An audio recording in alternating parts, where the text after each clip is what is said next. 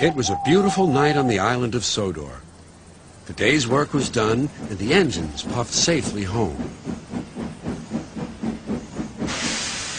Thomas, whispered Percy, will you tell us the end of the story? You mean the one about Duke, the lost engine? Exactly, said Henry. But please remind us of the story so far. So Thomas began, and here is the rest of the story he told. Duke was old and lived with two young engines called Stuart and Falcon. They teased Duke and called him Grandpuff, but they were happy together.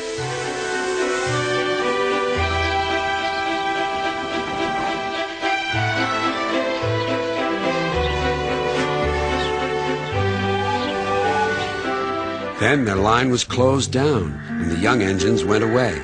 Duke was left alone in the shed. He went to sleep, and everything around him changed.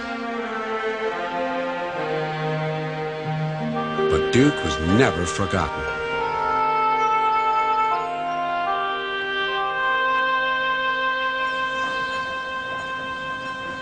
Years went by until one day not long ago, visitors came to see Sir Topham Hatt.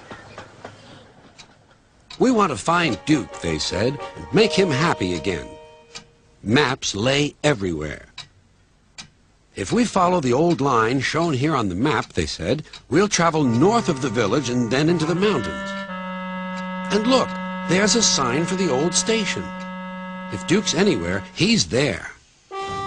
Everyone set off to the mountains far away. The days went by, and the search grew harder, but the rescuers wouldn't give up.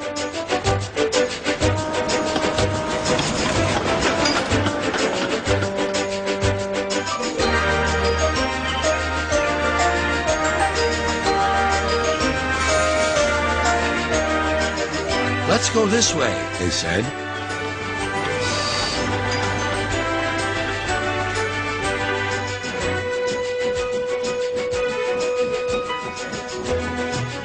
But there was still no sign of Duke. "He's here somewhere," they said.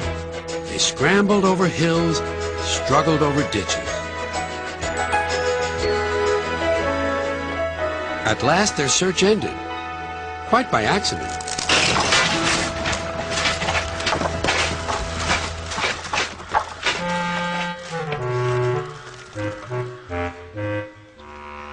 "We've found him! We've found our Sleeping Beauty!" "Excuse me," inquired Duke. "Are you a vandal? Driver told me vandals break and smash things." "Bless you, no," laughed the rescuers. "We've dropped in because we couldn't find your door.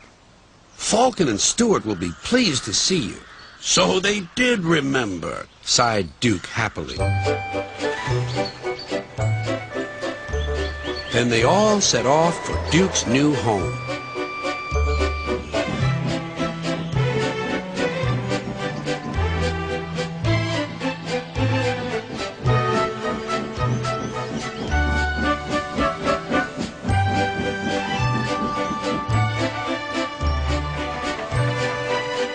Stuart and Falcon were ready with a big welcome. "He's here," they whispered. "Shh, shh."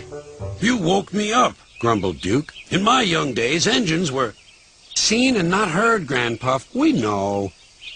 We'll all be back to work tomorrow. We're glad you've come back. We can keep you in order now." "Keep me in order? Be off with you, impudent scallywags."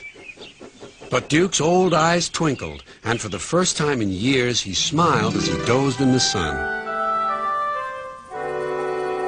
And that, said Thomas, is the whole story.